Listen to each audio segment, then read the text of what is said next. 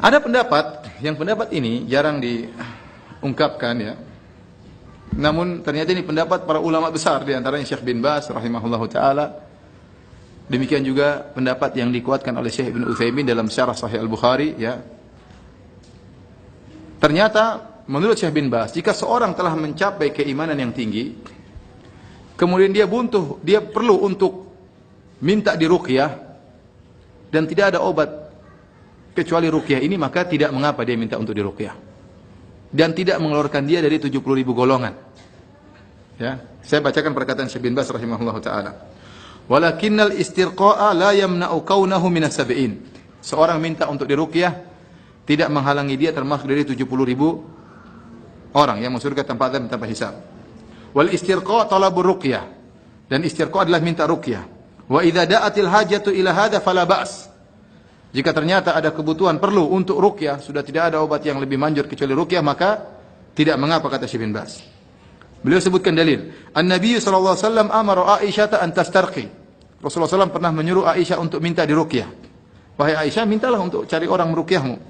Wa amara umma auladi Ja'far an tastarqi li auladiha. Dan Rasulullah SAW juga pernah menyuruh Asma binti Umais untuk mencari orang minta ruqyah agar meruqyah anak-anaknya. Fala haraja fi dzalik, dan tidak mengapa. Ya, kenapa Rasulullah SAW pernah menyuruh Aisyah untuk minta apa? Minta diruqyah. Saya bacakan dalil-dalilnya. Di antara dalam Sahih Al-Bukhari dari Aisyah radhiyallahu anha, beliau berkata, "Amarani Rasulullah sallam an yustarqa minal ain." Rasulullah sallam memerintahkan aku untuk minta diruqyah karena ain. Dalam riwayat yang lain dalam Sahih Muslim, "Kana Rasulullah sallam ya'muruni an astarqiya minal ain." Rasulullah sallam menyuruhku untuk aku minta ruqyah kepada orang lain. Rasulullah sallam menyuruh Aisyah untuk minta ruqyah kepada orang lain. Dalam Sahih Muslim. Dalam hadis yang lain juga dari Ummu Salamah, anna Nabi sallallahu alaihi wasallam ra'a fi baitiha jariyatan fi wajhiha saf'atun. Rasulullah sallallahu melihat ada seorang budak wanita remaja yang di wajahnya ada warna kuning-kuning. Maka Rasulullah sallallahu berkata, "Istarqu laha," mintalah ruqyah. Mintalah, carilah orang untuk meruqyah budak wanita ini. Fa inna biha nadhrah, karena dia kena ain. Karena dia kena ain. Ini hadis riwayat Al-Bukhari. Demikian dalam hadis riwayat Ibnu Majah. Qalat Asma bintu Umais berkata, "Ya Rasulullah, inna bani Ja'far tusibuhumul ain." Wahai Rasulullah, Bani Ja'far, anak-anaknya Ja'far, anak-anak suamiku kena ain. Rasulullah SAW melihat mereka dalam kondisi badannya kurus. Ya, fa astarqi lahum, boleh enggak aku minta ruqyah untuk mereka? Kata Rasulullah SAW, "Na'am, boleh."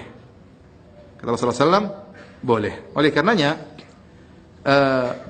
sebagian ulama mentakwil hadis-hadis seperti ini, bagaimana mengkompromikan dengan hadis 70.000 orang yang masuk surga tanpa azab dan tanpa hisab. Di antara ciri-ciri mereka tidak pernah minta untuk diruqyah. Sebagian ulama seperti Syekh bin Baz mengatakan boleh kalau memang benar-benar ya hajatnya kuat.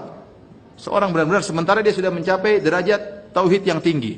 Ternyata dia penyakitnya tidak bisa disembuhkan kecuali dengan ruqyah, maka tidak mengapa. Syekh Utsaimin juga berpendapat bahwasanya ya tidak mengapa kalau ruqyah tersebut benar-benar ya menyembuhkan. Benar-benar menyembuhkan dan sudah tidak ada pengobatan lain, maka tidak mengapa untuk minta